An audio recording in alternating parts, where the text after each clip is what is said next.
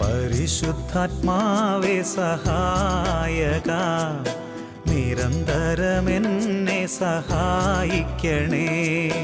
പരിശുദ്ധാത്മാവേ സഹായക, നിരന്തരമെന്നെ സഹായിക്കണേ.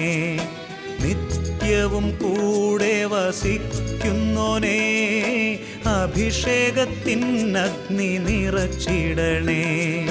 നിത്യവും കൂടെ വസിക്കുന്നോനേ, അഭിഷേകത്തിനഗ്നി നിറച്ചിടണേ.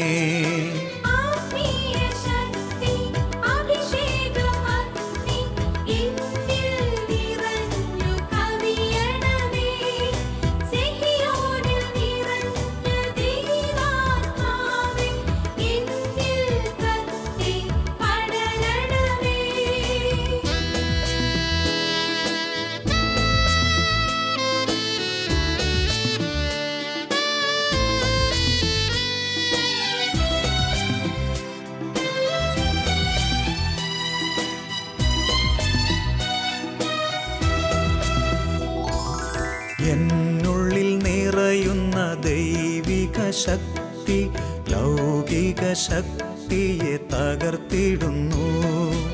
എന്നുള്ളിൽ നിറയുന്ന ദൈവിക ശക്തി ലൗകിക ശക്തിയെ തകർത്തിടുന്നു. പാപനീതി ന്യായ ബോധ്യങ്ങൾ ഹൃത്തിൽ നിറച്ചെന്നെ അഭിഷേചിക്കൂ. യേശുവേ സ്തോത്രം, യേശുവേ നന്ദി. അഭിഷേകാഗ്നി ശ്രോതാക്കൾക്ക് കർത്താവായ യേശു ക്രിസ്തുവിൻ്റെ നാമത്തിൽ കൃപയും അനുഗ്രഹവും. യേശു ക്രിസ്തുവിൽ വാത്സല്യമുള്ളവരെ, ഇന്ന് നമ്മൾ ചിന്തിക്കുന്ന വിഷയം യെശയ്യാ പ്രവാചന പുസ്തകത്തിൽ 64-ാം അധ്യായത്തിൽ 4-ാമത്തെ വാക്യം, എനിക്ക് വേണ്ടി അധ്വാനിക്കുന്ന ദൈവം. ദൈവത്തിൻ്റെ വചനം ദൈവമക്കൾക്ക് വെളിപ്പെടുത്തുകയാണ്. തന്നെ കാത്തിരിക്കുന്നവർക്ക് വേണ്ടി അധ്വാനിക്കുന്ന അവിടുത്തെ അല്ലാതെ ആരും മറ്റൊരു ദൈവത്തെ പറ്റി കേൾക്കുകയോ മറ്റൊരു ദൈവത്തെ കാണുകയോ ചെയ്തിട്ടില്ല. ബൈബിളിൽ പരിശുദ്ധാത്മാവ് നമുക്കായി ഒരു വെളിപാട് തരുന്നു, അധ്വാനിക്കുന്ന ദൈവത്തെക്കുറിച്ചുള്ള വെളിപാട്. എനിക്ക് വേണ്ടി അധ്വാനിക്കുന്ന ദൈവത്തെക്കുറിച്ചുള്ള വെളിപാട്. എൻ്റെ ദൈവം എനിക്ക് വേണ്ടി അധ്വാനിക്കുന്ന ദൈവമാണ്. ഈശോ യോഹന്നാൻ്റെ സുവിശേഷത്തിൽ 5-ാം അധ്യായം 17-ാം വാക്യത്തിൽ പറഞ്ഞു, എൻ്റെ പിതാവ് പ്രവർത്തന നിരതനാണ്. എൻ്റെ പിതാവ് പ്രവർത്തന നിരതനാണ്. പിതാവിനെ അറിഞ്ഞ പുത്രൻ, പിതാവിൻ്റെ ഉള്ളമറിഞ്ഞ പുത്രൻ പിതാവിനെ നമുക്കായി പരിചയപ്പെടുത്തി തരികയാണ്. പ്രവർത്തന നിരതനായിരിക്കുന്ന പിതാവ്, എപ്പോഴും പ്രവർത്തിച്ചു കൊണ്ടിരിക്കുന്ന പിതാവ്. ഞാൻ ചിലപ്പോഴെങ്കിലും ചിന്തിച്ചു, പിതാവായ ദൈവം എന്താണ് പ്രവർത്തിച്ചു കൊണ്ടിരിക്കുന്നത്? പിതാവായ ദൈവം എനിക്ക് വേണ്ടി പ്രവർത്തിക്കുന്നു. എൻ്റെ പിതാവ് എനിക്ക് വേണ്ടി എന്താണ് പ്രവർത്തിച്ചു കൊണ്ടിരിക്കുന്നത്? വിശുദ്ധ ലിഖിതങ്ങളിലൂടെ ദൈവമായ കർത്താവിൻ്റെ പരിശുദ്ധാത്മാവിൻ്റെ സഹായത്തോടെ കടന്നു ചെന്നപ്പോൾ ദൈവം എസെക്കിയേൽ പ്രവാചകൻ്റെ പുസ്തകത്തിൽ 36-ാമത്തെ അധ്യായത്തിൽ ഒരു വെളിപാട് തന്നു. എസെക്കിയേൽ 36-ാമത്തെ അധ്യായത്തിൽ 35-ാമത്തെ തിരുവാക്യം, ശൂന്യമായി കിടന്ന ഈ സ്ഥലമെല്ലാം ഏദൻ തോട്ടം പോലെ ആയിരിക്കുന്നു. ശൂന്യവും വിജനവും നശിപ്പിക്കപ്പെട്ടതുമായ നഗരങ്ങൾ ഇപ്പോൾ സുശക്തമായിരിക്കുന്നു, അവിടെ ആളുകൾ വസിക്കുന്നു. വിശുദ്ധ ലിഖിതം തകർന്ന് തരിപ്പണമായി കടന്നിരുന്ന ചില സ്ഥലങ്ങളെ ചൂണ്ടിക്കാണിച്ച് ശൂന്യമായി കടന്നിരുന്ന വിജനത ഓരിയിടുന്ന മണലാരണ്യം പോലെ കടന്നിരുന്ന ചില സ്ഥലങ്ങളെ നമുക്കായി പരിചയപ്പെടുത്തി തന്നിട്ട് പറയുകയാണ്, വിജനമായി ശൂന്യത ഓരിയിട്ട മണലാരണ്യം പോലെ കടന്നിരുന്ന ഈ സ്ഥലമെല്ലാം ഇപ്പോൾ ഏദൻ തോട്ടം പോലെ ആയി മാറിയിരിക്കുന്നു. വിജനമാക്കപ്പെട്ട ദേശമെല്ലാം സുശക്തമായിരിക്കുന്നു, ഇവിടെ ആളുകൾ വസിക്കുന്നു. അതിൻ്റെ പിന്നിൽ പ്രവർത്തിച്ച കരം ദൈവത്തിൻ്റെ കരമാണെന്ന് തുടർന്നുള്ള വാക്യത്തിൽ പഠിപ്പിക്കുകയാണ്.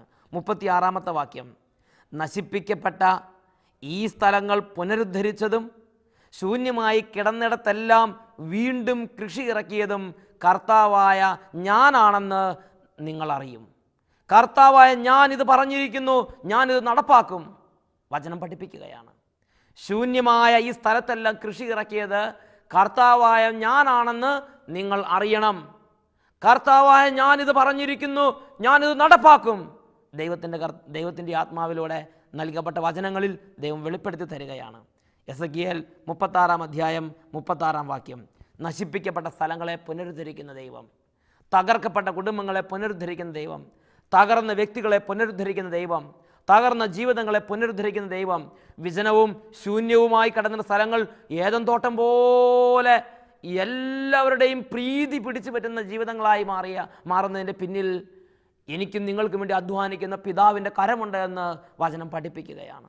എൻ്റെയും നിങ്ങളുടെയും ജീവിതത്തിൽ എനിക്കും നിങ്ങൾക്കും വിലയും നിലയും അഡ്രസ്സും ഏദൻ തോട്ടം പോലെ എല്ലാവർക്കും സ്വീകാര്യവുമായി മാറുന്നതിൻ്റെ പിന്നിൽ പിതാവിൻ്റെ കരമുണ്ട്. എനിക്കും നിങ്ങൾക്കും വേണ്ടി അധ്വാനിക്കുന്നൊരു പിതാവ്, എനിക്കും നിങ്ങൾക്കും വിലയും നിലയും അഡ്രസ്സ് ഉണ്ടാകാൻ വേണ്ടി അധ്വാനിക്കുന്നൊരു പിതാവ്. പ്രിയപ്പെട്ട ദൈവമക്കളെ, സ്വർഗത്തിൽ അങ്ങ് ദൂരെ ഇവിടെ നടക്കുന്ന ഒരു കാര്യങ്ങളാലും സ്പർശിക്കപ്പെടാതെ അൺമൂവ്ഡ് മൂവറായിരിക്കുന്ന ഒരു ദൈവമല്ല ബൈബിളിലെ ദൈവം. ബൈബിളിലെ ദൈവം ഒരു വ്യക്തിയാണ്. എൻ്റെ ദുഃഖങ്ങളെ തൊട്ടറിയുന്ന എൻ്റെ ദൈവം, എൻ്റെ വേദനകൾ അറിയുന്ന എൻ്റെ ദൈവം, എൻ്റെ തകർച്ചകളിൽ വേദനിക്കുന്ന ദൈവം, എൻ്റെ പരാജയങ്ങളിൽ എന്നോടൊത്ത് വേദനിക്കുന്ന ദൈവം, ആ ദൈവമാണ് ബൈബിളിലെ ദൈവം. വേദനിക്കുന്ന ദൈവം മാത്രമല്ല, ഞാൻ പരാജയപ്പെടുമ്പോൾ എൻ്റെ പരാജയത്തെ വിജയമാക്കാൻ വേണ്ടി അധ്വാനിക്കുന്ന പിതാവ്, ഞാൻ ഉറങ്ങുമ്പോൾ എനിക്ക് നല്ലതുണ്ടാകാൻ വേണ്ടി പണിയെടുത്തുകൊണ്ടിരിക്കുന്ന പിതാവ്.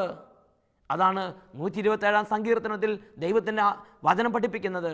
തൻ്റെ പ്രിയപ്പെട്ടവർ ഉറങ്ങുമ്പോഴും കർത്താവ് അവർക്ക് വേണ്ടി അധ്വാനിച്ചുകൊണ്ടിരിക്കുന്നു, അവർക്ക് വേണ്ടത് കൊടുക്കുന്നു.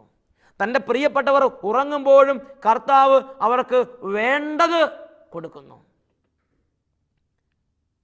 നിയമാവർത്തന പുസ്തകത്തിലേക്ക് നമുക്ക് പോകാം. നിയമാവർത്തന പുസ്തകത്തിൽ 1-ാമത്തെ അധ്യായം. എന്താണ് കർത്താവ് അവർക്ക് വേണ്ടത് കൊടുക്കുന്നു എന്ന് പറയുമ്പോൾ അർത്ഥമാക്കുന്നത്? നിയമാവർത്തന പുസ്തകം 1-ാം അധ്യായത്തിൽ 31 വാക്യം. നിങ്ങൾ ഇവിടെ എത്തുന്നത് വരെ കടന്നു പോരുന്ന വഴിയിലെല്ലാം നിങ്ങളുടെ ദൈവമായ കർത്താവ് ഒരു പിതാവ് പുത്രൻ എന്നതുപോലെ വഹിച്ചിരുന്നത് മരുഭൂമിയിൽ വെച്ച് നിങ്ങൾ കണ്ടതാണല്ലോ. എങ്കിലും ഈ കാര്യത്തിൽ നിങ്ങളുടെ ദൈവമായ കർത്താവിനെ നിങ്ങൾ വിശ്വസിച്ചില്ല. ദൈവമക്കളെ, എൻ്റെയും നിങ്ങളുടെയും ജീവിതത്തിൽ എനിക്കും നിങ്ങൾക്കും ഓരോ ദിവസത്തെ ജീവിതത്തിനും ആവശ്യമായ ഓരോ കാര്യങ്ങളും ക്രമീകരിക്കുന്നതിൻ്റെ പിന്നിൽ പിതാവിൻ്റെ കരങ്ങളുണ്ടെന്ന് ബൈബിൾ പഠിപ്പിക്കുകയാണ്. പുറപ്പാട് കാലഘട്ടത്തിൽ ഈജിപ്തിൽ നിന്ന് പുറപ്പെട്ട ദൈവത്തിൻ്റെ ജനം, ആ ജനം മുന്നേറിക്കൊണ്ടിരുന്നപ്പോൾ ജനത്തിന് മുമ്പേ ദൈവം പോയി എന്ന് ബൈബിൾ പഠിപ്പിക്കുകയാണ്. ആ ജനത്തിന് മുമ്പേ എന്തിനു വേണ്ടിയാണ് ദൈവം പോയത്? ആ ജനത്തിന് വേണ്ടി കൂടാരമടിക്കാൻ സ്ഥലം അന്വേഷിച്ചുകൊണ്ട് അവർക്ക് മുമ്പേ അവിടെ നിന്ന് പോയി.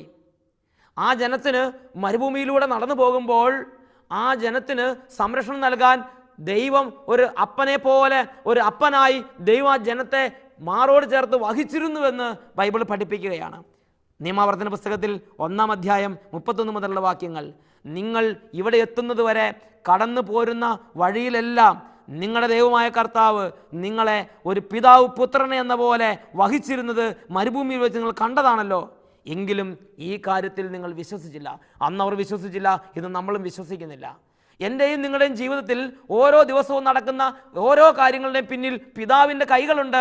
ഞാനിന്ന് സുരക്ഷിതനായിരിക്കുന്നതിന് പിന്നിൽ, ഞാനിന്ന് അനുഗ്രഹീതനായിരിക്കുന്നതിന് പിന്നിൽ, ഞാനിന്ന് നല്ല സ്ഥിതിയിലായിരിക്കുന്നതിന് പിന്നിൽ പിതാവിൻ്റെ കൈകളുണ്ട്.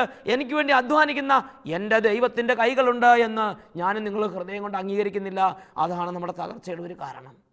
ഞാൻ ഓർക്കുകയാണ്, തോട്ടുമുക്കം ഫൊറോന പള്ളിയിൽ നടത്തിയൊരു ധ്യാനം.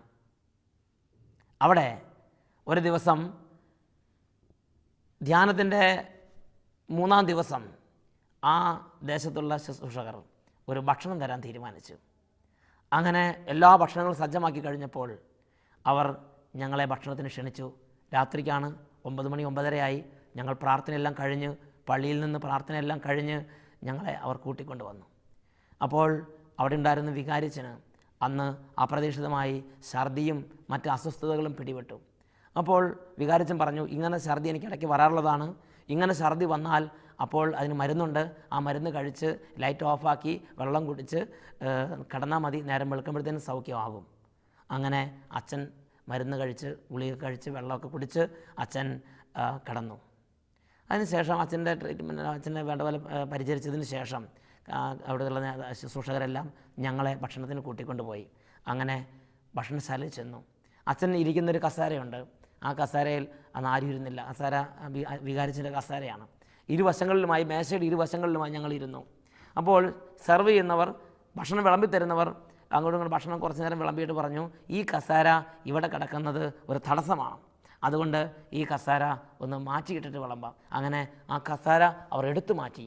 ആ കസേര എടുത്തു മാറ്റിയപ്പോൾ ആ കസേരയുടെ അടിയിൽ, കസേരയുടെ ഇരുട്ടിനോട് ചേർന്ന് ഒരു മൂത്ത് മുരടിച്ചൊരു പാമ്പ്, മലമ്പ്രദേശങ്ങളിൽ മാത്രം കാണുന്ന മൂത്ത് മുരടിച്ചൊരു പാമ്പ് ആ കസേരയുടെ അടിയിൽ കിടക്കുകയാണ്. ഉടനെ അവർ പറഞ്ഞു, ഇത് വളരെ വിഷമുള്ളതാണ്, ഇത് കടിച്ചാൽ വളരെ ഗുരുതരമായ പ്രത്യാഘാതം ഉണ്ടാവും. അവർ വലിയ വടിയെടുത്തുകൊണ്ട് വന്ന് അതിനെ തല്ലിക്കൊന്നു. ദൈവമക്കളെ, ഞാൻ ചിന്തിച്ചൊരു കാര്യമുണ്ട്. അന്ന് രാത്രി വികാരിച്ചൻ ഭക്ഷണത്തിന് വരികയായിരുന്നെങ്കിൽ സാധാരണ വരുന്നത് പോലെ കസേര വലിച്ചിടും, ആ കസേരയുടെ മുകളിൽ കയറിയിരിക്കും, കാല് നിലത്ത് ഇരുട്ടത്താണ് കാല് വെക്കുന്നത്, മേശയുടെ അടിയിൽ. അവിടെ വികാരിച്ചൻ കാല് വെക്കുന്ന സ്ഥലത്താണ് ഈ പാമ്പ് വന്ന് കിടക്കുന്നത്. പാമ്പിനെ ചവിട്ടുമ്പോൾ അതിന് വേദന ഉണ്ടാവും. വികാരിച്ചനാണോ കൈക്കാരൻ ചേട്ടനാണോ ആരാണ് ചവിട്ടിയെന്ന് നോക്കാതെ പാമ്പ് കടിക്കും. അപ്പോൾ അതിൻ്റേതായ വലിയ ബുദ്ധിമുട്ട് നിറഞ്ഞ സാഹചര്യങ്ങളുണ്ടാവും. ഞാൻ ചിന്തിച്ചൊരു കാര്യമുണ്ട്. ഭക്ഷണങ്ങളെല്ലാം തയ്യാറാക്കി, എല്ലാം ക്രമീകരിച്ച് കഴിഞ്ഞു. എന്നാൽ അന്ന് അപ്രതീക്ഷിതമായ ഇങ്ങനെയുള്ള സംഭവങ്ങൾ ഉണ്ടാകുന്നതെങ്കിൽ ഒരുപക്ഷെ ആ ഭക്ഷണ ശുശ്രൂഷ അവിടെ നടക്കില്ല. ഞാൻ ചിന്തിച്ചൊരു കാര്യമുണ്ട്. നമ്മൾ ഇന്ന് രാത്രിക്കത്തേന് ഒരുക്കി വെച്ചിരിക്കുന്ന ഭക്ഷണം ആര് കഴിക്കണമെന്ന് തീരുമാനിക്കുന്നത് നമ്മളല്ല, ദൈവമാണ്. ഇന്ന് അരിയിൽ കിടക്കുന്ന, പെട്ടിയിൽ കിടക്കുന്ന അരി കൊണ്ട് കഞ്ഞി വെച്ച് ആര് കുടിക്കണമെന്ന് തീരുമാനിക്കുന്നത് നമ്മളല്ല, ദൈവമാണ്. ഞാൻ സെമിനാരിയിൽ പഠിച്ചുകൊണ്ടിരുന്ന കാലത്ത് ഒരു ദിവസം, എൻ്റെ മൈനർ സെമിനാരി ജീവിതകാലത്ത് ഒരു ദിവസം എന്നെ ഒരു ഒത്തുകല്യാണത്തിന് ക്ഷണിച്ചു. എൻ്റെ ബന്ധുവീട്ടിലാണ്. അങ്ങനെ സന്തോഷത്തോടെ ഒത്തുകല്യാണത്തിന് പുറപ്പെടാൻ ഞാൻ റെക്ടറച്ചനോട് പെർമിഷൻ ചോദിച്ച് തയ്യാറായിരുന്നു. ഒത്തുകല്യാണ ദിവസം വന്നു. എൻ്റെ ബന്ധുവാണ്, ഞാൻ പോകണം, റെക്ടറച്ചൻ സമ്മതിച്ചിട്ടുണ്ട്. അങ്ങനെ പുറപ്പെടാൻ നേരത്ത് ഒരു ഫോൺ വന്നു, പോരുക, ഒത്തുകല്യാണം ഇല്ല, എന്നാലും വരണം. അങ്ങനെ ഞാൻ ചെന്നപ്പോഴാണ് കാര്യം മനസ്സിലായത്. ആ കുടുംബനാഥൻ മരിച്ചു കിടക്കുകയാണ്. സംഭവം ഇങ്ങനെ ഉണ്ടായത്, ഒത്തുകല്യാണത്തിൻ്റെ തലേ ദിവസം ഒരുപാട് ആളുകളെ, ഒരു ബന്ധുക്കളും മിത്രങ്ങളൊക്കെ വന്ന് ഒത്തുകല്യാണത്തിന് വേണ്ടി ഒരുക്കങ്ങൾ, അപ്പം ചൂടാനുള്ള കാര്യങ്ങൾ, കറി ഉണ്ടാക്കാനുള്ള കാര്യങ്ങൾ, മറ്റു കാര്യങ്ങളെല്ലാം ഒത്തുകല്യാണത്തിൻ്റെ തലേദിവസം ഒരുപാട് പന്തലിടന്ന് ഒരുപാട് കാര്യങ്ങൾ ചെയ്ത്, അങ്ങനെ അവർ വളരെ സുഭിക്ഷമായ ഭക്ഷണമൊക്കെ കഴിച്ച് അങ്ങനെ എല്ലാ കാര്യങ്ങളും ചെയ്ത് അന്ന് രാത്രി 10-11 മണി 12 മണി വരെ ജോലി ചെയ്ത് എല്ലാവരും വിശ്രമിക്കാൻ വേണ്ടി പോയി. അപ്പോൾ രാത്രിക്ക് 10-12 മണിക്ക് കിടക്കുന്ന സമയത്ത് അവർ തമ്മിൽ പറഞ്ഞു വെച്ചു. അപ്പം ചൂടുന്നവർ പറഞ്ഞു, നമുക്ക് 3 മണിക്ക് എഴുന്നേറ്റ് അപ്പം ചൂടാൻ തുടങ്ങണം, 10,000 പേര് വരുന്നതാണ്, 3 മണിക്ക് എഴുന്നേറ്റ് അപ്പം ചൂടണം. കറി ഉണ്ടാക്കുന്നവർ പറഞ്ഞു, നമുക്ക് 4 മണിക്ക് എഴുന്നേറ്റ് കറി ഉണ്ടാക്കാൻ തുടങ്ങണം. അങ്ങനെ ഓരോ ജോലിക്കാരും ഓരോ ഉത്തരവാദിത്തമുള്ളവരും തമ്മിൽ എല്ലാ കാര്യങ്ങളും പറഞ്ഞ് അങ്ങനെ രാത്രിക്ക് ഉറങ്ങാൻ കിടന്നു. അങ്ങനെ 3 മണിയായപ്പോൾ അപ്പം ചൂടുന്ന ആളുകൾ എഴുന്നേറ്റു. കൂടുതൽ കുടുംബനാഥനും എഴുന്നേറ്റു. അപ്പോൾ ഒരു ചെറിയ നെഞ്ചുവേദന പോലെ കുടുംബനാഥൻ അനുഭവപ്പെട്ടു. കുറച്ച് ചൂടുവെള്ളം ഉണ്ടാക്കി അവർ കൊടുത്തു. ഒരു 10 മിനിറ്റിനുള്ളിൽ ആ കുടുംബനാഥൻ മരിച്ചു. അപ്പോൾ അവർ പറഞ്ഞു, ഇനി അപ്പം ചുട്ടാൽ ശരിയാവില്ല, ഇനി അപ്പം ചൂടാൻ പാടില്ല. അങ്ങനെ നേരം വെളുത്തപ്പോൾ എല്ലാവരും കൂടി ആലോചിച്ച് എന്ത് ചെയ്യും? കുട്ടുകങ്ങൾ നിറയെ മാവ് കുഴച്ച് വെച്ചിരിക്കുകയാണ്. കറി ഉണ്ടാക്കാനുള്ള വസ്തുവകളെല്ലാം പാത്രങ്ങളിൽ അങ്ങനെ ക്രമീകരിച്ച് വെച്ചിരിക്കുകയാണ്. ഇനി പാചകം ചെയ്താൽ മാത്രം മതി. അവർ പറഞ്ഞു, ഇത് മറിച്ച് കളയാം. അപ്പോൾ കുറച്ച് ആളുകൾ പറഞ്ഞു, വേണ്ട, ഇത് നമുക്ക് പശുവിന് കൊടുക്കാം. അപ്പോൾ ചിലർ പറഞ്ഞു, വേണ്ട, ഇത് നമുക്ക് അടുത്ത വീടുകളിൽ കൊടുത്തയക്കാം. അങ്ങനെ ആ പ്രവാസത്തിൽ ആ പ്രദേശത്തുള്ള ചേരികളിലും ആ പ്രദേശത്തുള്ള കോളനികളിലുള്ള ആളുകളൊക്കെ വിളിച്ച്, ആ ദേശത്തുള്ള അനേകരെ വിളിച്ച് ഈ മാവ് അവരവരുടെ വീടുകളിലേക്ക് കൊടുത്തയച്ചു. ഉണ്ടാക്കിയ സാധനങ്ങളെല്ലാം അല്ലെങ്കിൽ സജ്ജീകരിച്ച് വെച്ചിരുന്ന എല്ലാ വസ്തുക്കളും ഓരോ വീടുകളിലേക്ക് കൊടുത്തയച്ചു. പ്രിയപ്പെട്ട സഹോദരങ്ങളെ, ഞാനൊരു കാര്യം കണ്ടു. രാത്രിയിൽ ഒരു വീട്ടിൽ മാവ് കുഴച്ച് വെച്ചു. നേരം വെളുത്തപ്പോൾ നാട്ടിലുള്ള എല്ലാ വീട്ടിലും അപ്പം ചുട്ടു. ഇന്ന് രാത്രി ഞാൻ കുഴച്ച് വെക്കുന്ന മാവ് കൊണ്ട് നാളെ രാവിലെ അപ്പം ചുട്ട് ആര് തിന്നണമെന്ന് തീരുമാനിക്കുന്നത് ദൈവമാണ്. മക്കളെ, ഇന്ന് നമ്മൾ സുരക്ഷിതമായി ഇങ്ങനെ നടക്കുന്നതിന് പിന്നിൽ നമ്മുടെ നോട്ടവാശിയാണെന്ന് വിചാരിക്കരുത്. ഞാനിങ്ങനെ റോഡിൻ്റെ വലതുവശം മാത്രം ചേർന്ന് നടന്നതുകൊണ്ടാണ് ഒരപകടവും ഇന്ന് വരെ എനിക്ക് വരാതിരുന്നെന്ന് ചിന്തിക്കരുത്. എൻ്റെയും നിങ്ങളുടെയും പിതാവ് ഇന്ന് വരെ എന്നെയും നിങ്ങളെയും അവിടുത്തെ കൈകളിൽ വഹിച്ചുകൊണ്ട് നടന്നു. ഇന്ന് വരെ ഒരു പോറലേൽക്കാതെ, ഇന്ന് വരെ ഒരു തകർച്ച വരാതെ, ഇന്ന് വരെ ഒരു നാശം ഉണ്ടാകാതെ, ഇന്ന് വരെ കാര്യമായി ക്ഷത ഏൽക്കാതെ അവിടുത്തെ കരങ്ങളിൽ എന്നെയും നിങ്ങളെയും വഹിച്ചുകൊണ്ട് നടന്നു. എനിക്ക് നിങ്ങൾക്കും തകർച്ച ഉണ്ടാകാതെ അവിടുന്ന് കാത്തു. അതാണ് വിശുദ്ധ ലിഖിതത്തിൽ കാണുന്നത്.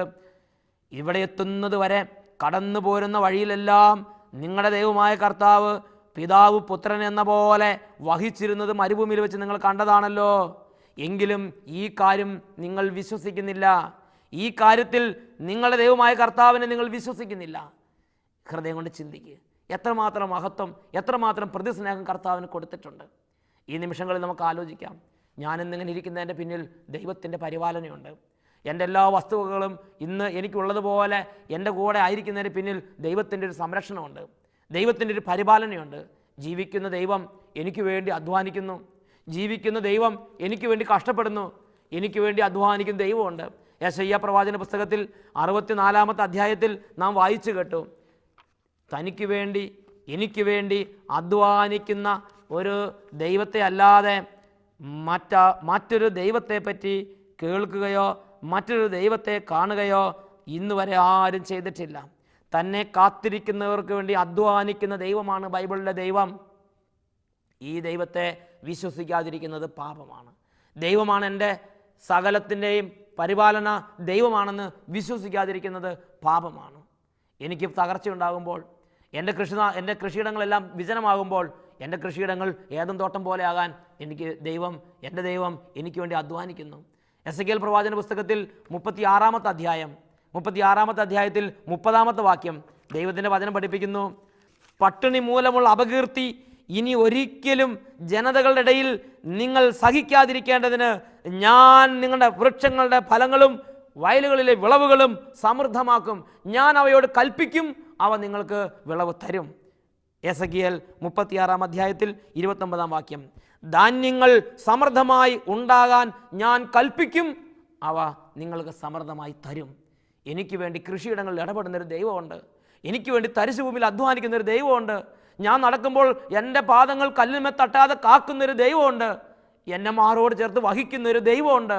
ആ ദൈവമാണ് ബൈബിളിലെ ദൈവം. എൻ്റെ പിതാവ് ജെറമ്യാ പ്രവാചന പുസ്തകത്തിൽ 31-ാം അധ്യായത്തിൽ 9-ാം വാക്യം, കണ്ണീരോടെയാണ് അവർ വരുന്നത്, ഞാൻ അവരെ ആശ്വസിപ്പിച്ച് നയിക്കും, ഞാൻ അവരെ നീരൊഴുക്കുകളിലേക്ക് കൂട്ടിക്കൊണ്ടുപോകും. എന്തെന്നാൽ ഞാൻ ഇസ്രായേലിന് പിതാവാണ്. എൻ്റെ ദൈവം എൻ്റെ പിതാവാണ്. എൻ്റെ ദൈവം എൻ്റെ അപ്പനാണ്. എൻ്റെ അപ്പൻ എൻ്റെ സുഖദുഃഖങ്ങളിൽ തൽപരനാണ്. എൻ്റെ ദുഃഖങ്ങളിലും എൻ്റെ പരാജയങ്ങളിലും എൻ്റെ സുഖത്തിലും എൻ്റെ വിജയത്തിലും എൻ്റെ പരാജയത്തിലും എൻ്റെ അപ്പൻ ശ്രദ്ധാലുവാണ്. എൻ്റെ അപ്പൻ എപ്പോഴും എന്നോട് കൂടെയുണ്ട്. ഈ ഒരു ബോധ്യം ഹൃദയത്തിൻ്റെ ആഴങ്ങളിലേക്ക് പതിയട്ടെ. ഈ ദൈവത്തെ വിളിച്ച് പ്രാർത്ഥിക്കാതിരിക്കുന്നത് പാപമാണ്. നമുക്ക് പ്രാർത്ഥിക്കാം. എല്ലാ ഹൃദയങ്ങളും ഈ ദൈവത്തെ വിളിച്ച് പ്രാർത്ഥിക്കട്ടെ. പിതാവിൻ്റെ അതിരറ്റ കരുണ, പിതാവിൻ്റെ സമൃദ്ധമായ പരിപാലന, പിതാവിൻ്റെ നിരന്തരമായ സാന്നിധ്യം ഭവനങ്ങളിലേക്ക് നിറയട്ടെ, ജീവിതങ്ങളിലേക്ക് നിറയട്ടെ. എല്ലാ മണ്ഡലങ്ങളിലും പിതാവിൻ്റെ സ്നേഹം കൊണ്ട് നിറയട്ടെ. മനസ്സിൻ്റെ നിരാശകൾ, മനസ്സിൻ്റെ സങ്കടങ്ങൾ, ഏകാന്തത നിറഞ്ഞ അനുഭവങ്ങൾ, എനിക്ക് ഭൂമിയിൽ ആരുമില്ലെന്നുള്ള ചിന്തയിലേക്ക് പിതാവിൻ്റെ സ്നേഹം കരകവിഞ്ഞൊഴുകട്ടെ. പിതാവിൻ്റെ സ്നേഹം കരകവിഞ്ഞൊഴുകട്ടെ. ഈ നിമിഷങ്ങളിൽ അനേകരെ പിതാവിൻ്റെ സ്നേഹം കൊണ്ട് അവിടുന്ന് നിറയ്ക്കുന്നു. അനേകരെ പിതാവിൻ്റെ സ്നേഹം കൊണ്ട് അവിടുന്ന് നിറയ്ക്കുന്നു. പിതാവിൻ്റെ ചൈതന്യം, നിരന്തരം സഹവസിക്കുന്ന ചൈതന്യം, മാറോട് ചേർത്ത് വഹിക്കുന്ന ചൈതന്യം ഇതാ ഇപ്പോൾ അനേകരെ വിടുവിക്കുന്നു. തകർച്ചകളിൽ നിന്ന്, ബന്ധനങ്ങളിൽ നിന്ന്, ദുഃഖങ്ങളിൽ നിന്ന്, പരാജയങ്ങളിൽ നിന്ന് പിതാവിനെ ആരാധിച്ച് പ്രാർത്ഥിക്കാം. പിതാവിനെ സ്നേഹിച്ച് പ്രാർത്ഥിക്കാം. സ്നേഹപിതാവിനെ ആരാധിച്ച് പ്രാർത്ഥിക്കാം. എല്ലാ ദൈവമക്കളുടെ ഹൃദയങ്ങളിൽ പിതാവിനെ ഹൃദയം കൊണ്ട് സ്നേഹിക്കുന്നൊരു അനുഭവം ഉണ്ടാകട്ടെ. സ്നേഹിച്ച് സ്നേഹിച്ച് സ്നേഹിച്ച് പ്രാർത്ഥിക്കുന്നു.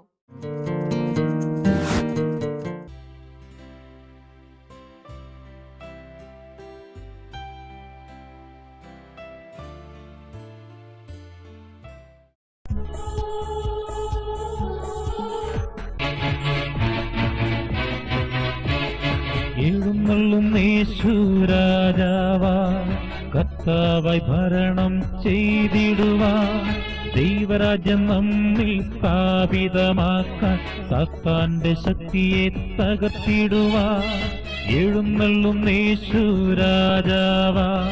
കർത്താവായി ഭരണം ചെയ്തിടുവാൻ, ദൈവരാജ്യം നമ്മിൽ സ്ഥാപിതമാക്കാൻ, സാത്താന്റെ ശക്തിയെ തകർത്തിടുവാൻ യേശുവേ വന്നു വാഴണമേ. ഇനി ഞാനല്ല എന്നിൽ നീയല്ലോ. രാജാവേ വന്നു വാഴണമേ. ഇനി ഞാനല്ല എന്നിൽ നീയല്ലോ. ഇതാ ലോകൈക രാജാവായ ഈശോ ദിവ്യകാരുണ്യ രൂപനായി നമ്മുടെ മധ്യത്തിലേക്ക് കടന്നു വന്നിരിക്കുന്നു. ഈ നിമിഷങ്ങളിൽ ദിവ്യകാരുണ്യ നാഥൻ്റെ സന്നിധിയിൽ നമുക്ക് ഏവർക്കും പ്രാർത്ഥിക്കാം. എന്നെ കാത്തിരിക്കുന്നവർ ലജ്ജിതരാവുകയില്ല എന്ന തിരുവചന പ്രകാരം ഈ നിമിഷങ്ങളിൽ ദിവ്യകാരുണ്യ നാഥൻ്റെ സന്നിധിയിൽ പ്രാർത്ഥിക്കുന്ന ഓരോ മകനും മകളും അനുഗ്രഹിക്കപ്പെടും. കർത്താവിൻ്റെ സന്നിധിയിലേക്ക് നമ്മുടെ ഹൃദയം ഉയരട്ടെ. കർത്താവിൻ്റെ സന്നിധിയിലേക്ക് ചിന്തകൾ ഉയരട്ടെ. മറ്റെല്ലാ ചിന്തകളും വിട്ടുപോകട്ടെ. പൂർണ്ണമായ ഏകാഗ്രതയോടെ ഓരോ മകനും മകളും ദൈവമായ കർത്താവിൻ്റെ ആത്മാവിനോട് ചേർന്ന് ദൈവസന്നിധിയിൽ ഇപ്പോൾ പ്രാർത്ഥിച്ചുകൊണ്ടിരിക്കുന്നു.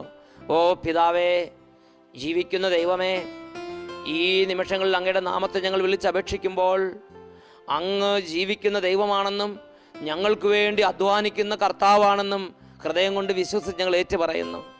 ശൂന്യമായി കിടക്കുന്ന സ്ഥലങ്ങളെ ഏദൻ തോട്ടം പോലെയാക്കി മാറ്റുന്ന ഞങ്ങൾക്ക് വേണ്ടി അധ്വാനിക്കുന്ന ദൈവമുണ്ട് എന്ന് തിരുവചന പ്രകാരം ഞങ്ങൾ അറിയുന്നു. ഓ പിതാവേ, ഈ നിമിഷങ്ങളിൽ പരിശുദ്ധനായ യേശുവിൻ്റെ നാമത്തെ ഞങ്ങൾ പ്രാർത്ഥിക്കുന്നു. ഞങ്ങളുടെ തകർന്ന ജീവിതങ്ങളിലേക്ക് അവിടുന്ന് വരണമേ. ഞങ്ങളെ പുനരുദ്ധരിക്കുന്ന ദൈവമാണെന്ന് സകല ജനങ്ങളും അറിയേണ്ടതിന് ഞങ്ങളുടെ ജീവിതങ്ങളിൽ അവിടുത്തെ ശക്തി വ്യാപരിച്ചു കൊണ്ടിരിക്കട്ടെ. ഞങ്ങളുടെ സങ്കടങ്ങളിൽ അവിടുത്തെ ശക്തി വ്യാപരിച്ചു കൊണ്ടിരിക്കട്ടെ. ഞങ്ങളുടെ എല്ലാ തകർച്ചകളിലും വേദനകളിലും നൊമ്പരങ്ങളിലും പ്രയാസങ്ങളിലും അവിടുത്തെ ശക്തി വ്യാപരിച്ചു കൊണ്ടിരിക്കട്ടെ. അവിടുത്തെ ശക്തി ഞങ്ങളുടെ എല്ലാ തരത്തിലുള്ള സംരംഭങ്ങളുടെ മേലും വ്യാപരിക്കട്ടെ. ഞങ്ങളുടെ ബിസിനസ്സുകൾ, ജോലിസ്ഥലങ്ങൾ, പ്രവർത്തനങ്ങൾ അങ്ങയുടെ സാന്നിധ്യത്താൽ, അങ്ങയുടെ ശക്തിയുടെ വ്യാപരണത്താൽ ഇപ്പോൾ വലിയ വലിയ അനുഗ്രഹങ്ങൾ കൊണ്ട് നിറയട്ടെ. അങ്ങയുടെ അനുഗ്രഹത്താൽ ഞങ്ങളുടെ ജീവിതം ഈ ലോകത്തിൽ മഹത്വപൂർണ്ണമാകട്ടെ. ജീർണതകൾ, തകർച്ചകൾ, പരാജയങ്ങൾ, പലതരത്തിലുള്ള അസ്വസ്ഥതകൾ വിട്ടുപോകട്ടെ. ഞങ്ങൾക്ക് വേണ്ടി അധ്വാനിക്കുന്ന ദൈവമുണ്ടെന്നും ആ ദൈവം ഞങ്ങളുടെ ഭവനത്തിൽ, ഞങ്ങളുടെ കൃഷിയിടങ്ങളിൽ, ഞങ്ങളുടെ പ്രവർത്തന മണ്ഡലങ്ങളിൽ, ബിസിനസ് സ്ഥാപനങ്ങളിൽ ഞങ്ങൾക്ക് വേണ്ടി നിലകൊള്ളുന്നുവെന്നും സകല ജനങ്ങൾ അറിയാൻ ഈ നിമിഷങ്ങളിൽ ഞങ്ങളുടെ സ്ഥാപനങ്ങളെ, കൃഷിയിടങ്ങളെ, ഭവനങ്ങളെ, മക്കളെ, ജോലിസ്ഥലങ്ങളെ അനുഗ്രഹിക്കണമേ. ഹാലലുയ്യ, ഹാലലുയ്യ, ഹാലലുയ്യ, ഹാലലുയ്യ, ഹാലലുയ്യ, ഹാലലുയ്യ, ഹാലലുയ്യ. യേശുവേ സ്തോത്രം, സ്തോത്രം. യേശുവേ നന്ദി, യേശുവേ ആരാധന. ഹല്ലേലൂയ. യേശുവേ വന്നു വാഴണമേ. ഇനി ഞാനല്ല എന്നിൽ നീയല്ലോ. രാജാവേ വന്നു വാഴണമേ. ഇനി ഞാനല്ല എന്നിൽ നീയല്ലോ.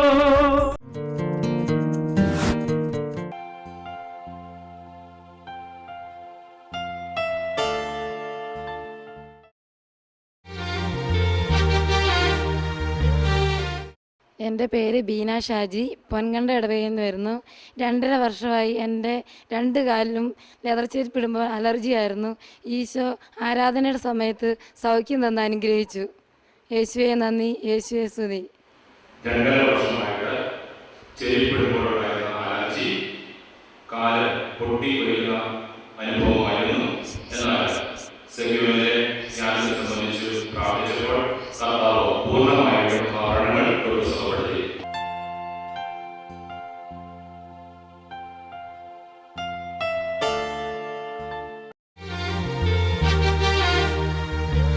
എൻ്റെ പേര് നിധിൻ മാത്യു, കാസർഗോഡ് ജില്ലയിലെ ബളാൽ ഇടവകയിൽ നിന്നും വരുന്നു. എൻ്റെ കണ്ണിൽ 6 മാസം മുമ്പ് ബ്ലീഡിംഗ് ഉണ്ടായിരുന്നു. കണ്ണിന് പുറത്തേക്ക് ഒഴുകല്ല, കണ്ണിനുള്ളിൽ തന്നെയായിരുന്നു. വീണ്ടും ഡോക്ടർ പറഞ്ഞു, 2 തവണ ഇഞ്ചക്ഷൻ എടുത്തപ്പോഴാണ് ഇത് പോയത്. വീണ്ടും ഡോക്ടർ പറഞ്ഞിരുന്നു, എന്തെങ്കിലും കുനിഞ്ഞെന്ന് എന്തെങ്കിലും സ്ട്രെയിൻ ചെയ്തു കഴിഞ്ഞാൽ വീണ്ടും ഉണ്ടാകാമെന്ന് പറഞ്ഞിരുന്നു. ഞാൻ ഇവിടെ വന്ന് ആരാധനയിൽ പങ്കെടുത്തു. ആരാധനയിൽ കുമ്പിട്ട നേരത്തോ എന്തൊക്കെ സ്ട്രെയിൻ ചെയ്തെങ്കിലും വീണ്ടും എൻ്റെ കണ്ണിൽ ബ്ലീഡിംഗ് ഉണ്ടായിട്ടില്ല. യേശുവേ സ്തോത്രം, യേശുവേ നന്ദി.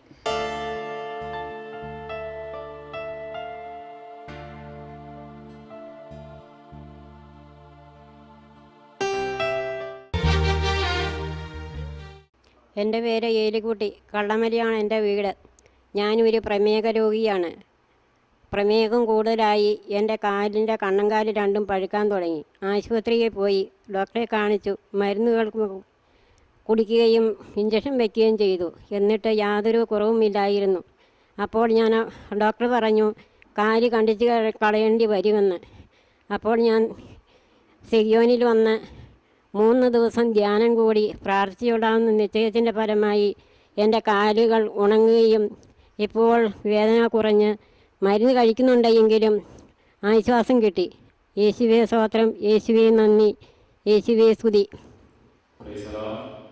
കാലിന് പ്രമേഹ രോഗമായിരുന്നു. കാല് മുറിച്ചു കളയേണ്ടി വരുമെന്ന് ഡോക്ടർ പറഞ്ഞു. എന്നാൽ സെഗിയോനിലെ ധ്യാനത്തെ സംബന്ധിച്ച് പ്രാർത്ഥിച്ചത് ഫലമായിട്ട് കർത്താവ് പ്രമേഹ രോഗം എടുത്തു മാറ്റുകയും കാലിലെ പഴുപ്പ് പൂർണ്ണമായും തൊട്ട് സുഖപ്പെടുത്തുകയും ചെയ്തു. കാലം കാണിച്ച് കാലിൻ്റെ ഈ ഭാഗത്തായിരുന്നു.